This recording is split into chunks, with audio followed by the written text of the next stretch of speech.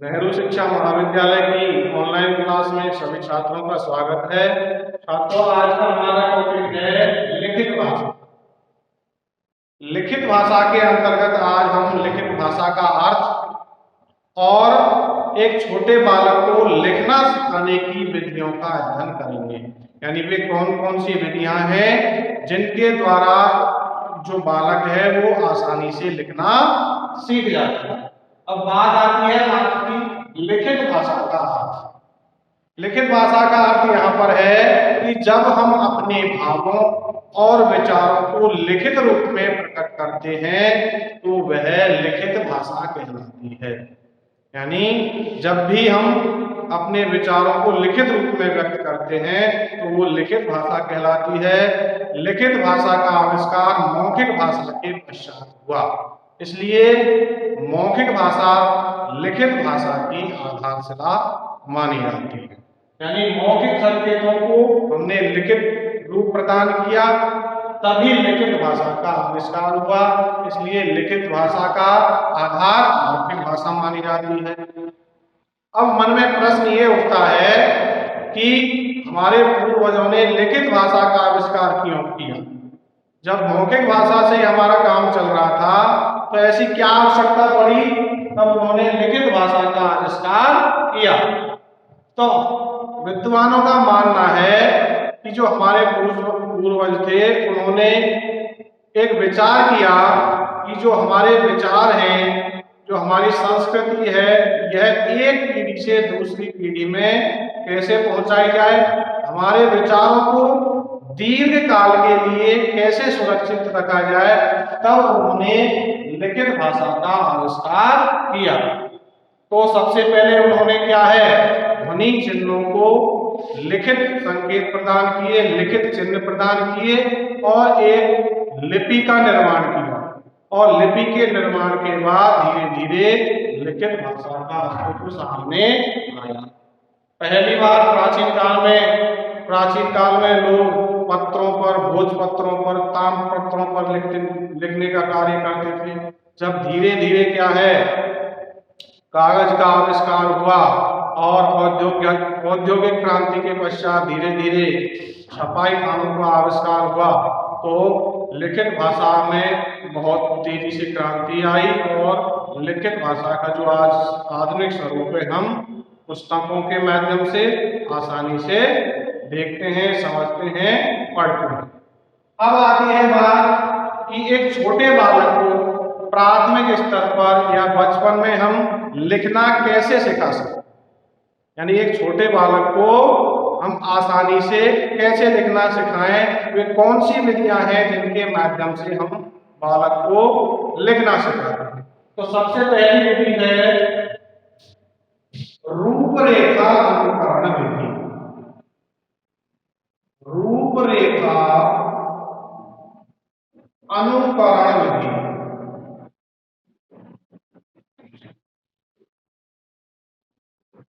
रूपरेखा अनुकरण विधि, यह विधि लिखना सिखाने की सबसे सरल और उत्तम विधि मानी गई है। इस विधि के अंतर्गत क्या होता है कि जब हम जिस शब्द को या वर्ण को लिखना सिखा रहे हैं तो पहले जो बालक होता है उसकी स्लेट या कॉपी पर उस वर्ण की रूपरेखा बना दी जाती है। जैसे कि हम बालक को क वर्ण लिखना सिखा रहे हैं, क्या सिखा रहे हैं, क वर्ण लिखना सिखा रहे हैं, तो जो उसकी कॉपी है या स्लेट है उस पर क वर्ण की रूपरेखा बना दी जाएगी। इस प्रकार से क वर्ण की रूपरेखा बना दी जाएगी। बालक क्या है, इस रूपरेखा पर पेन या पेंसिल फेरता है और पेन या पेंसिल फेरने पर वर्ण की आकृति उभर कर आ जाती है।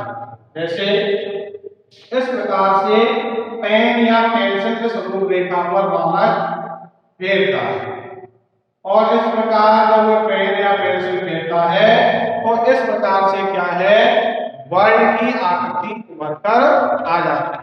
जब बालक से इस प्रकार से अनेक बार अभ्यास कराया जाएगा तो उसकी क्या है, उंगलियां संध जाएंगी और जिससे क्या है जब उंगलियां सध जाएंगी तो वह लिखना आसानी से सीख जाएगा। इसी प्रकार से क्या है, वर्ण के पश्चात हम बालक को शब्द लिखना सिखाएंगे। जैसे हम शब्द लिखना सिखाएंगे कमल, तो कमल शब्द लिखना सिखा रहे हैं तो बालक को हम उसकी स्लेट या कॉपी में कमल शब्द की रूपरेखा बनानी होगी। जैसे कि इस प्रकार से हमें कमल शब्द की रूपरेखा बनानी है। इस प्रकार रूपरेखा बनाते हुए हमें उसे कई उदाहरण प्रस्तुत करने हैं और कई बार उसको अभ्यास करना है। अब इस कमल शब्द की रूपरेखा पर बालक पेन या पेंसिल फेरेगा इस प्रकार से, और पेन या पेंसिल फेरते हुए वह लिखने का अभ्यास करेगा। जब वह शब्द की रूपरेखा पर पेन या पेंसिल फेरेगा तो स्वतः ही क्या है, जो शब्द है उसकी आकृति बन जाएगी और बालक इस प्रकार बार बार अभ्यास करने से लिखना सीख जाएगा। तो ये हुई भाई रूपरेखा अनुकरण विधि।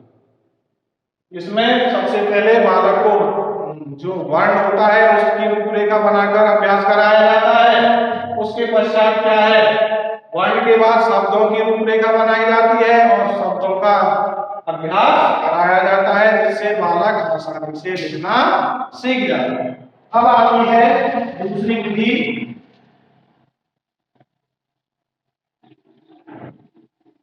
दूसरी विधि है अनुकरण विधि। दूसरी विधि है अनुकरण विधि। अनुकरण विधि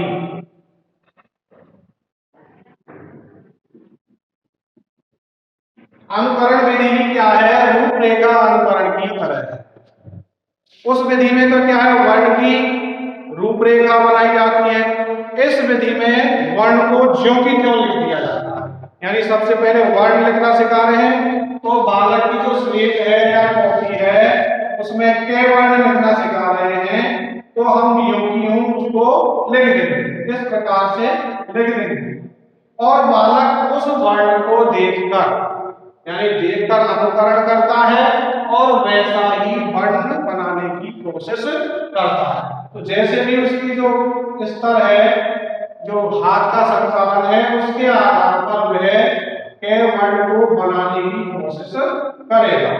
तो इस प्रकार से हम क्या है, बार बार अनुकरण के माध्यम से बालक को लिखना सिखा सकते हैं। इसी प्रकार से क्या है, शब्द लिखना सिखा सकते हैं। जैसे आम लिखना सिखा रहे हैं तो पहले उसको आम वर्ण उसकी स्लेट या कॉपी में लिखना होगा। बालक क्या है, उसका अनुकरण करेगा और उसे देख करके आम शब्द लिखना सीख जाएगा। इस प्रकार से वह देख देख कर अनुकरण करते हुए आम शब्द लिखना सीख जाएगा। तो रूपरेखा अनुकरण और अनुकरण विधि में हम बालक को आसानी से लिखना सिखा सकते हैं। इसके पश्चात दूसरी विधि आती है मॉन्टेसरी विधि। इसके बाद विधि आती है नंबर 3 मॉन्टेसरी विधि।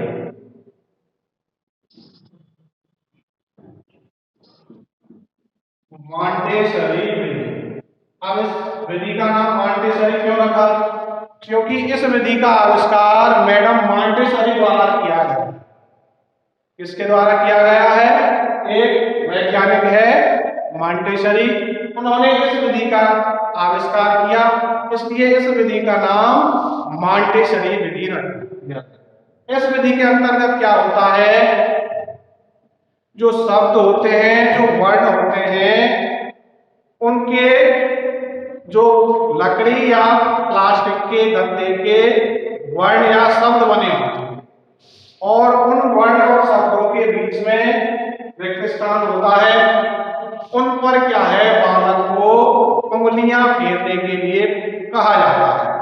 बालक जब उन कटी जगहों पर बार बार उंगलियां फेरता है तो क्या है, उसकी उंगलियां सड़ जाती हैं और उंगलियां सज जाती हैं, उसके पश्चात बालक से कहा जाता है कि जो कागज का या प्लास्टिक का या गत्ते का जो वर्ण है, वर्ण की आकृति है, उसको अपनी स्लेट या पेंसिल पर रखकर उसके अंदर जो कटी हुई आकृति है उस पर पेन या पेंसिल फेरे। जब वो पेन या पेंसिल फेरेगा तो वर्ण की आकृति उभर कर आ जाएगी, और जब वर्ण की आकृति उभर कर आ जाएगी तो हम उसको यह अभ्यास बार बार कराएंगे, और जब बार बार अभ्यास कराते हैं तो बालक आसानी से वर्ण लिखना सीख जाए। कोई भी चीज सीखनी है तो हमें क्या है, अभ्यास की जरूरत होती है, क्योंकि अभ्यास के द्वारा हम उस कला में निपुणता हासिल कर लेते हैं, हम कठिन से कठिन कार्य को प्राप्त कर सकते हैं। कहते हैं कि करत करत अभ्यास के जड़मत बोध सुजान, और रस्सी आवत जात से सिल पर पड़त न। सिल कितना कठोर होता है और रस्सी कितनी कोमल होती है आप जानते हैं, लेकिन बार बार अभ्यास यानी बार बार जब उस पर स्पर्श करती है कोमल रस्सी तो कठोर से कठोर सिल पर भी निशान पड़ जाते हैं। इसलिए अभ्यास के द्वारा हम कठोर से कठोर विषय वस्तु को समझ सकते हैं, उसको सीख सकते हैं। तो हम बालकों को बार बार मॉन्टेसरी विधि के द्वारा बालकों को आसानी से लिखना सिखा सकते हैं।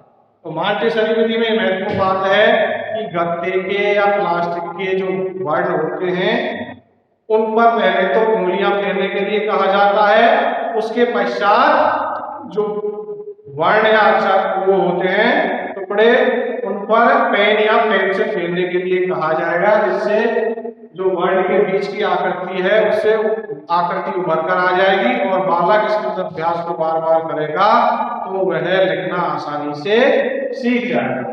अब अगली विधि है जेके टॉट प्रणाली। चौथी विधि है जेके टॉट प्रणाली। जेका टॉट प्रणाली यह विधि भी क्या है, लिखना सिखाने की बहुत महत्वपूर्ण विधि मानी गई है। जेके टॉट प्रणाली है, यह सरल से कठिन की ओर चलने वाली प्रक्रिया है। यह सरल से कठिन की ओर चलने वाली प्रक्रिया है। इस विधि के अंतर्गत क्या है, बालक के सामने एक वाक्य रखा जाता है, जैसे रमेश फल खाता है। रमेश फल खाता है। तो बालक के सामने इस प्रकार का वाक्य रखा जाता है। अब बालक इस प्रकार के वाक्य को देखकर एक एक शब्द अपनी नोटबुक में लिखता है या अपनी स्लेट में लिखता है। पहले वो रमेश लिखेगा, उसके बाद फल लिखेगा, फिर खाता है लिखेगा, उसके बाद है लिखेगा।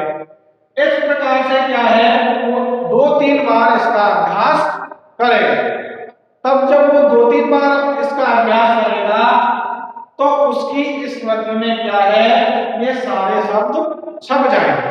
उसके पश्चात जो अध्यापक होता है वह इस शब्द को, इस वाक्य को उसकी स्लेट या जो नोटबुक है उसमें से मिटा देता है और उसे स्मृति के आधार पर लिखने के लिए कहता है।